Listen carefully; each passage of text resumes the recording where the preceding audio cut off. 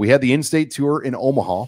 That was on Sunday. So Sip, it was your first time, and you've known me a long time. You know, I've done this event for a long time, and I think you probably had an idea what we did. What were your thoughts of your first in-state tour? It was eye-opening. It was very well organized. I mean, it was quite a scene. Just Omaha area school after Omaha area school being paraded through that area of Warren Academy where we're at, and seeing all those players. It was kind of a whirlwind, but being able to talk to Ty Wisdom and Coach Yonk and all the coaches that came through, Coach Lamaji, Mark McLaughlin, all those guys. It was fascinating, really. And we get a lot from it. I mean, I got 4 columns out of it.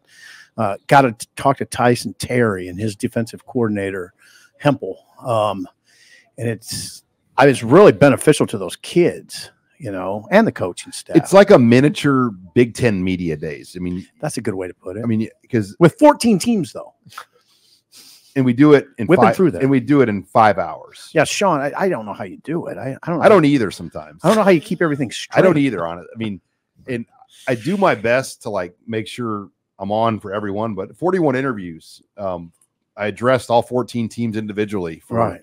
You know, so there's a lot for me that I have to be ready to go for, but we try to talk to at least 2 players from each team and their head coach on camera. But then you and Brian and Abby are, you know, on the side doing additional interviews. Yeah. And we have a really good check-in process. And one of my favorite things we've added recently, the surveys.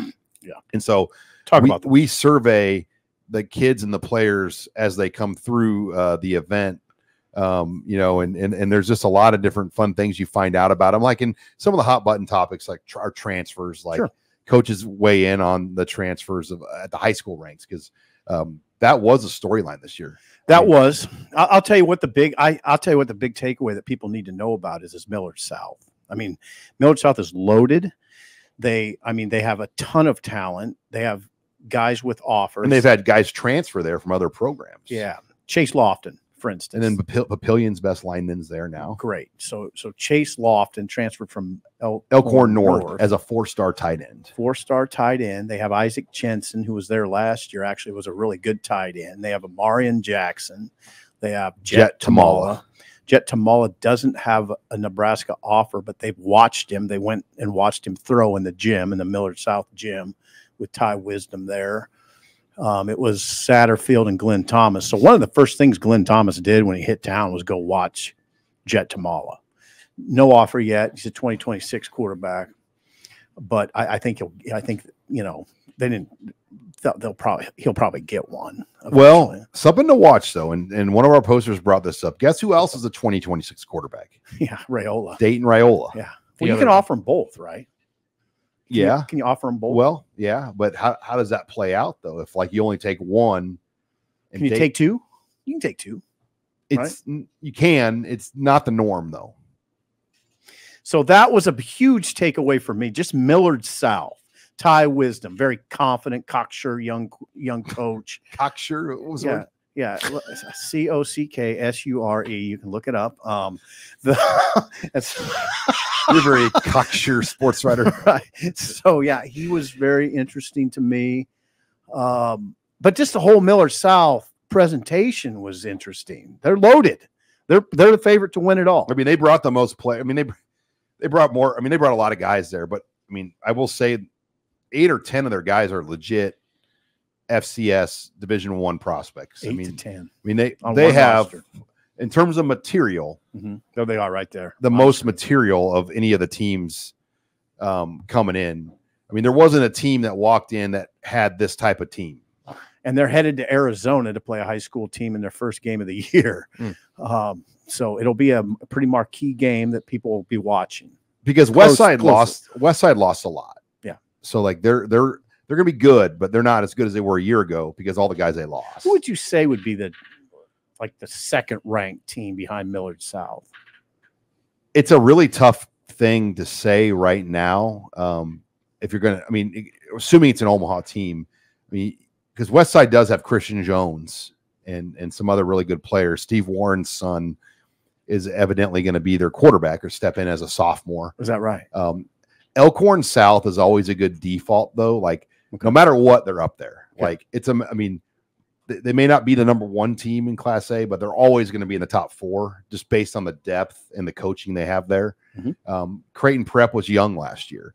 Tim Yonk said in his years of coaching, last year's team was the youngest team he's ever had. So I do think Creighton Prep will make a step forward after how young they were a year ago. I mean, those are the teams that Bellevue West too. I mean, Will Anderson though is going to step in as a sophomore now. Or excuse me, as a junior, as their starting quarterback next year from Millard West, the transfer. So how will he step in? They've got a lot of weapons at Bellevue West. The other thing that was interesting or significant, at least at this Warren Academy for the in-state tour, was Caden Vermoss and Tyson Terry were there. The two, they hold scholarship. Well, they're Pierce Newberry. Yeah, no, hold on. Tyson Terry and Vermoss have committed to Nebraska in the class of 2025. They were both there. Terry, fresh off his third state championship in the heavyweight division in Omaha North, and he's really impressive. I mean, he's just both those kids are. Vermoss is an impressive kid. He's going to fight MMA. He was really, really excited to talk about how he's going to fight MMA probably in the summer. He's already done it, some of it. It's interesting to me that he doesn't mind getting punched, which is a good sign. That's a good sign. Rob, some people don't like getting punched in the face. What did he come up to you and say? He said, "Hey, I'm going to be doing MMA. You want to talk about that?" Yes. Yeah, I thought it was really interesting. Omaha North too. I mean, they've. I mean, now they're pretty good, right? 8-3 last year. They lost Sebastian Serco, their quarterback. Yeah, where'd he go? Well, he was going to go to Millard North, and I think now, according to his Twitter bio, he's going to go to a high school in Florida.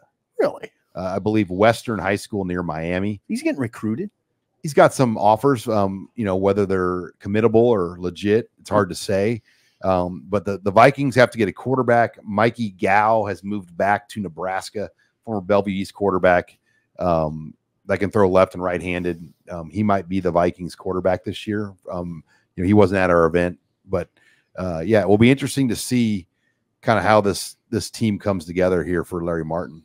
And Riemann Ziebert was there, and Ryman. Is it Ryman? Ryman Ziebert. We're starting off on a bang. Riemann. Jordine Ziebert. I heard you ask him, is it Riemann or Ryman? And he did say Ryman. Ryman Ziebert. I mean, so he's a tight end from Platteview. You crashed the takeoff right away on your first official Husker Online, Ryman Ziebert. Yeah, well, he's impressive. Oh, man. I mean, he really is like 6'6.5" in his stocking feet. I mean, that's a legit 6'6.5". So he's being Miami's offered him, right? Wisconsin, Oklahoma State, Minnesota, Arkansas, Nebraska, and so it was interesting to see those kids come through. I mean, the very best players in the Metro, and then you'll be in Lincoln this week. Yep. Yes. Yeah. Sunday. And the event is pretty much full. I've had a couple more changes I made, but we'll have a full event of 12, 14 plus teams there as well. Okay. So 21 years of doing this. There's guys that you maybe haven't heard about, or guys people don't know about. Who's the one that jumps out to you the most that while doing the in-state tour maybe was totally off the radar, that by the time all was said and done emerged as a legitimate dude that was essentially discovered on the in-state tour? Gosh, I mean, there's a lot over the years. I'd have to really, I can remember going out to Cozad and meeting Jared Crick. That's a good one. He didn't have an offer. There's a name. That's a good one. Yeah. And he didn't have an offer. They had Luke Pinkelman, who was a Big 12 throwing champion. And then they had a running back who was kind of their star player, but he was an undersized running back. And I knew he just knew immediately. I don't want to say I knew, but you knew immediately Crick was the guy, even though like on that team, he was probably third on the totem pole in terms of recognition. But that's the thing about being a recruiting prospect. And parents sometimes don't get this. There's a difference between just being a good football player, but also being a prospect. How's that? Well, prospects have upside, potential, areas to build. Like Robin can attest to this in basketball locally. There's good basketball players, but there's also prospects. Yeah.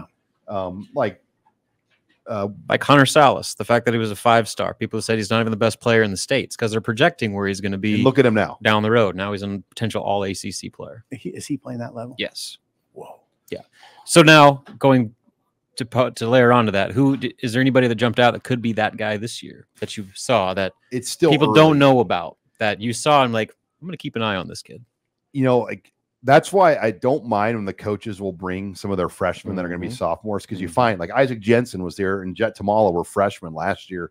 We met him last year, and so I'm okay with the younger guys coming just to get a jump on who they are, because absolutely by the time they're juniors, we know who they are. So it is what it is. I mean, some teams will bring 6-8 guys, and we had one this year bring 20. So I mean, we do our best to get through it, but we'll have a great event, and are you gonna be at the Lincoln one? We'll see on that. I don't know. But then I would say this: keep the name Jet Tamala in mind if you're a Nebraska fan. I mean, you always watch quarterbacks, and he could get an offer. Jet Tamala, 6'4", 180. Actually I think he had a pretty good year last year. Yeah, he did. He threw for 26 touchdowns and 9 picks. In a lot of years, he'd have been All-State, but he was in a year that featured Daniel Kalin, Rezak, some very, very, very good quarterbacks. I think he threw for 2,600 yards as a sophomore. Yeah, and like 26 touchdowns. 26 touchdowns, 9 picks. That's the stats, and he's their guy.